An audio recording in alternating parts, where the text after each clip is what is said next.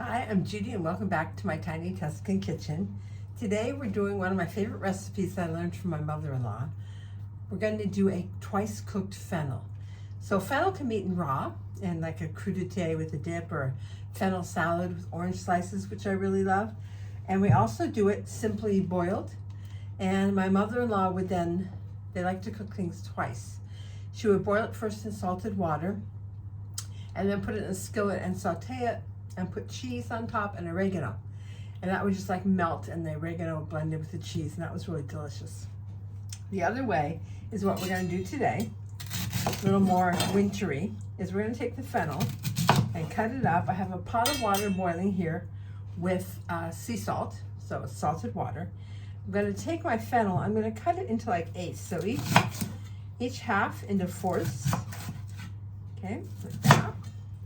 When the water comes to a boil, we'll drop these in and let them cook until they're totally tender.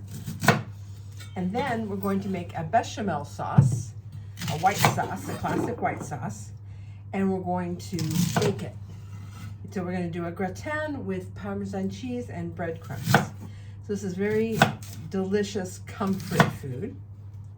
We're almost ready here. I leave the thick heart in here to keep this all together. It becomes edible too, okay?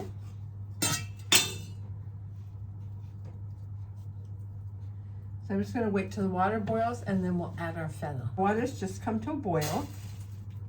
And this might take 10 or 15 minutes. It depends on the size of your fennel. And again, if you cut them into nice, thin little slices, this won't take as long.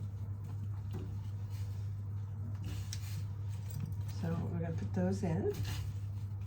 And then while those are boiling, I'm going to do the bechamel sauce. Now bechamel is a classic sauce.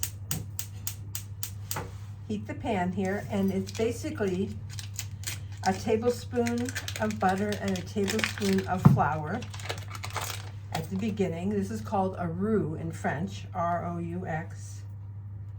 Okay.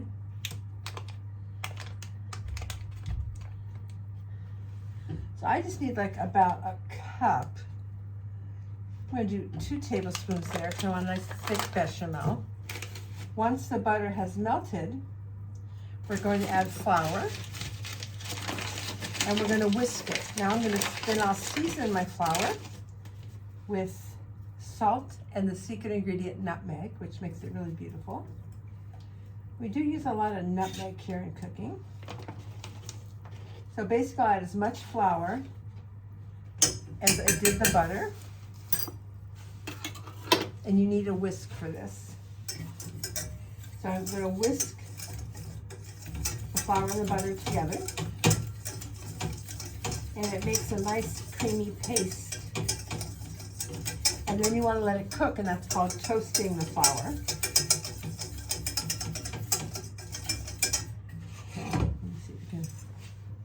You see it's just that little base down there.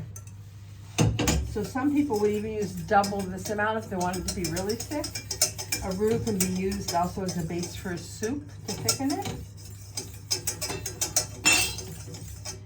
So usually I just go until I can see it start to bubble. Our milk especially is sweet here, so we're going to add salt. And then I have whole nutmeg. This is a nutmeg, okay? And I'm just going to grate it right in here while my flour is cooking. Be careful not to let it drop in, that happens often. And Andrea really likes the nutmeg flavor, so I'm going to add a lot.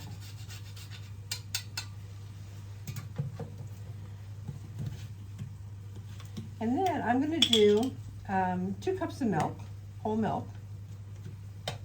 Now, if you don't use milk, some people use broth or stock, and that would be called a velouté sauce.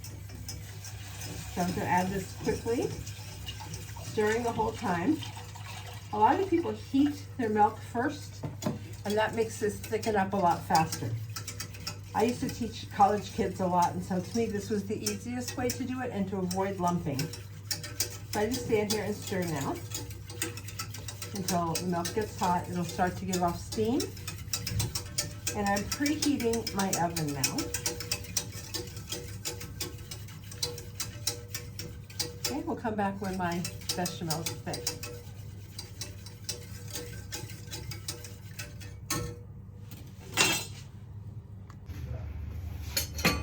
So now I have my bechamel, and you can, of course, once you've made it, decide if you want it thick or really thin.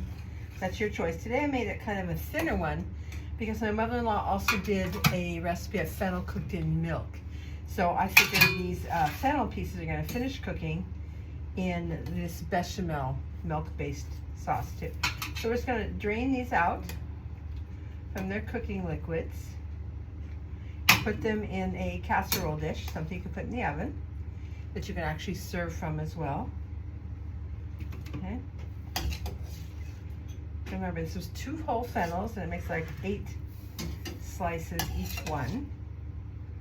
So depending on how much you're eating for meal, like if this could be a great vegetarian main course, or you could just use it as a side dish. Okay. So now I have my tender boiled fennel. What I want to do now is ladle on top this bechamel sauce. If you let it sit to get cold, it really thickens up. Or you can also, as I said, make it really, really thick to start with by doubling the butter-flour ratio. Now I'm going to add some Parmesan cheese. We have this pre-grated, beautiful Parmesan that's 24 months old. So it's not like what you get in the box in America. I'm going to add the oregano that actually was a mistake one day. She went to grab something and the oregano fell in, and since then it's been a part of the recipe. And then we'll top with breadcrumbs, and this is what you would call then a gratin.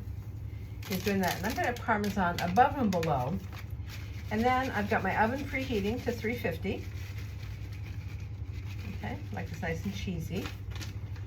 And then I'm going to add little dabs of butter on top. And that's going to help it get golden brown. So I just put little pinches all over, everywhere. So any vegetables could be boiled or roasted, topped with breadcrumbs, any herbs and seasonings, and then like put under a grill, and that's called gratin. I've been to Nice, and they have all these miniature, tiny little stuffed vegetables that are absolutely delicious, and they do that with that. Okay, just gonna keep going everywhere here, and you'll see this is also going to get little golden spots. Okay, so here's my fennel, dotted with butter, breadcrumbs, the oregano, and Parmesan cheese.